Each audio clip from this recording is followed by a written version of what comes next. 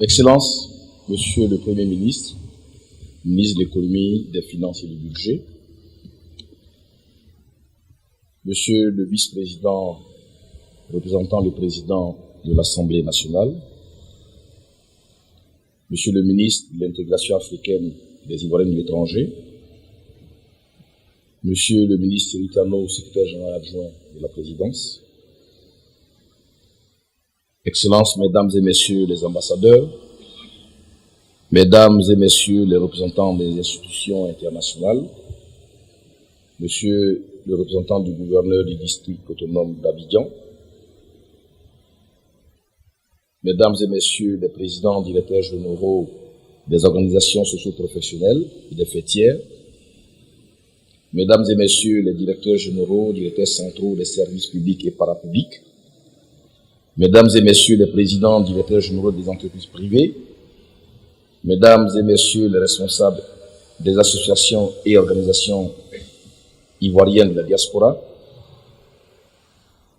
Mesdames et Messieurs, chers frères et sœurs de la diaspora, Mesdames et Messieurs les journalistes de la presse nationale et internationale, honorables invités en vos rangs, grades et qualités, je vous salue et vous souhaite la bienvenue à cette deuxième édition du Forum Diaspora for Growth. Avant tout propos, Excellence, Monsieur le Premier ministre, permettez-moi de vous remercier d'avoir accepté d'honorer de votre présence effective, en dépit de votre agenda très chargé, et de présider personnellement, comme il y a 2 ans, cette cérémonie d'ouverture de la deuxième édition du Forum Diaspora for Growth. Je souhaiterais que vous joigniez à moi pour dire un très grand merci à votre manière, à son excellence, Monsieur le Premier ministre. Je vous prie, Monsieur le Premier ministre, de bien vouloir transmettre à son excellence, Monsieur Alassane Ouattara, président de la République de Côte d'Ivoire, ma gratitude renouvelée pour avoir permis la tenue de cette deuxième édition de la Diaspora for Growth et surtout d'avoir en accepté le parrainage. Je voudrais, au nom du ministre d'État Amadou Gon Coulibaly, président du conseil de gestion du CPC, ainsi qu'au nom des membres du conseil de gestion, exprimer mes remerciements à toute la diaspora pour leur forte mobilisation à ce forum et dire, chers frères et sœurs, vous avez démontré que vous aimez votre pays, soyez-en vivement applaudis. Excellence, Monsieur le Premier ministre, en acceptant de présider une fois de plus ce forum, en terre ivoirienne, vous marquez ainsi votre intérêt et celui de votre gouvernement à susciter et à promouvoir la participation de la diaspora au dynamisme de l'économie ivoirienne. Vous encouragez ainsi les initiatives qui contribuent à l'émergence de la Côte d'Ivoire à l'horizon 2020, expression de la volonté de son Excellence, M. Alassane Ouattara, président de la République de Côte d'Ivoire. Soyez-en vraiment remerciés, Excellence, M. le Premier ministre, et quand souffre votre modestie, soyez-en félicités pour le travail accompli. À ce stade de mon propos, je commettrai une grosse erreur si je ne m'adresse pas à mon grand frère et cher ministre Ali Coulibaly, ministre de l'intégration africaine des Ivoiriens de l'extérieur, pour sa forte implication et à la mobilisation de ses collaborateurs dans l'organisation de ce forum. Merci, Monsieur le ministre, de croire en ce projet chaque année et de soutenir chaque année, car sans vous et votre département, ce forum n'aurait pas connu ce succès. La première édition, je salue au passage donc tous ceux, sponsors, partenaires, exposants, qui ont d'une manière ou d'une autre apporté leur contribution significative à la tenue de cette deuxième édition. La première édition du forum s'est tenue à Paris le 22 juin 2013. Cette édition, dont le thème était « Contribution de la diaspora à la croissance et au développement de la Côte d'Ivoire », a enregistré une participation de 300 Ivoiriens de la diaspora, principalement en provenance de l'Union européenne.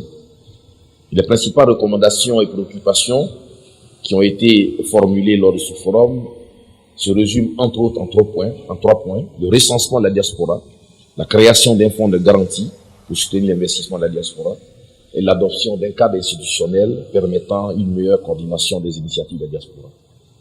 Au cours de ces 2 jours, nous allons examiner ces points et voir faire le point pour savoir où nous en sommes. Mais d'ores et déjà, je peux vous dire que pour chacun de ces points, les entames sont très, très fortes. Nous avons très avancé. Et ensemble avec vous, nous allons reproposer donc à nos autorités les différentes solutions pour qu'on puisse finaliser ces différents dossiers. Cette seconde édition s'appuie sur les évolutions récentes très nombreuses du pays en termes d'attrait des capitaux et d'accroissement de l'investissement privé. Il apparaît important de multiplier, à notre sens, les sources nécessaires pour capter les ressources tant financières et humaines dont le pays a besoin pour mettre en œuvre les actions inscrites au plan national de développement. Dès lors, les fonds transférés vers les pays par les Ivoiriens de la diaspora pourraient constituer une source de financement du PNB, mais surtout un complément des investissements aux IDE, entendez, investissements directs étrangers. Pour rappel, les statistiques de la Banque mondiale indiquent que les flux de transfert de la diaspora ivoirienne en direction de la Côte d'Ivoire sont passés de 161 milliards en 2012 à 186 milliards de francs CFA en 2013. Au-delà de cet apport financier, la diaspora ivoirienne, à travers son capital humain de qualité et très diversifié, peut apporter pleinement à la dynamique de l'économie de notre pays.